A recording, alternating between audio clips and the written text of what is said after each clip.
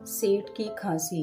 एक थे सेठ जी, खांसी लग गई उन्हें, परंतु उन्हें आदत थी खट्टा दही, खट्टी लस्सी, खट्टा अचार और इसी प्रकार की दूसरी वस्तुएं खाने की।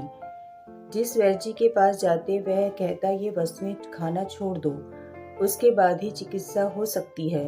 अंत में एक वैद्य जी मिले, उन्होंने कहा मैं चिकित्सा करता हूँ, आप जो चाहें खाते रहिए।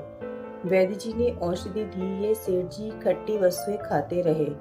कुछ दिन के पश्चात मिले तो वैद्य जी से बोले, वैद्य जी खांसी बढ़ी तो नहीं परंतु कम भी नहीं हुई।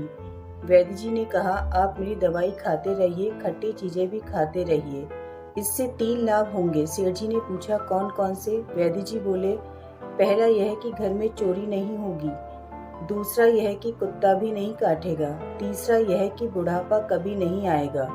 सेठ जी ने पूछा कैसे? वैद्य जी ने उत्तर दिया खांसी हो और खट्टी वस्तुएं खाते रहिए तो खांसी कभी अच्छी नहीं होगी। दिन में खांसोगे और रात में भी, तब चोर कैसे आएगा और खांस खांस कर हो जाओगे दुर्बल।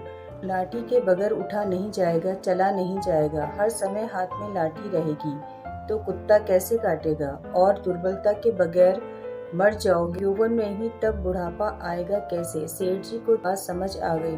ऐसे ही और प्रेरक प्रसंग सुनने के लिए वीडियो को लाइक करें, शेयर करें और चैनल को सब्सक्राइब करें। धन्यवाद।